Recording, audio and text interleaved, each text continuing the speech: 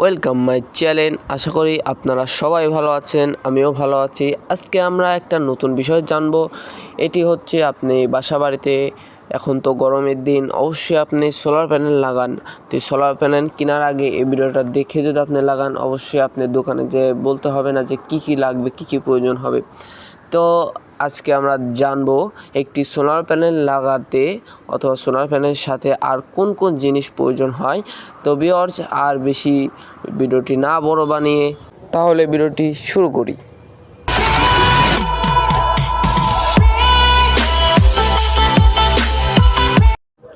তো ভিউয়ার্স, আমাদের প্রথমেই প্রয়োজন হয় সোলার প্যানেল। এটার কাজ প্রাকৃতিক আলো বৈদ্যুতিক আলোতে রূপান্তর করে। তো এটা সাধারণত ডিসি ভোল্ট উৎপন্ন করে। আর এটা আপনারা যত এম্পিয়ার, বাড়িতে যত এম্পিয়ার প্রয়োজন হয় সেই এম্পিয়ার অনুযায়ী এটা দোকান থেকে কিনবেন। তো ভিউয়ার্স, তারপরে আমাদের প্রয়োজন সোলার চার্জ কন্ট্রোলার।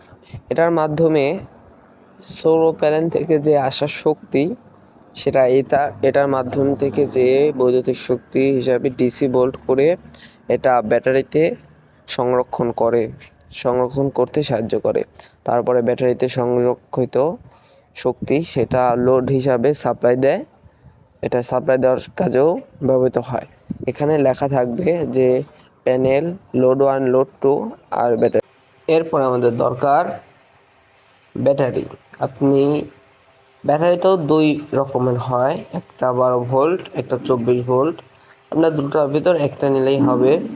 তাই আপনার যতটুকু প্রয়োজন হবে অ্যাম্পিয়ার অনুযায়ী আপনি ব্যাটারিটা নেবেন। আমরা তো ডিসি জিনিস চালানো শিখলাম অথবা ব্যবহার করার যন্ত্রপাতি দেখলাম। এখন আমাদের প্রয়োজন এসি, ফ্যান এগুলো চালানোর।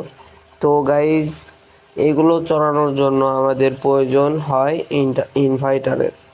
এই ইনভার্টারের কাজ হচ্ছে ডিসি কারেন্টকে এসি কারেন্টে রূপান্তর করা অথবা কনভার্ট করা।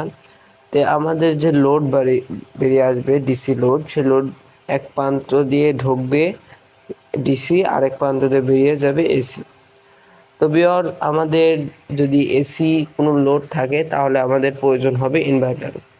তো ভিউয়ার্স, আমাদের যদি এই ভিডিওটি যদি ভালো লাগে তাহলে অবশ্যই কমেন্ট করবেন, লাইক করবেন, সাবস্ক্রাইব করবেন। তো ভিডিওটি এখানেই শেষ করছি।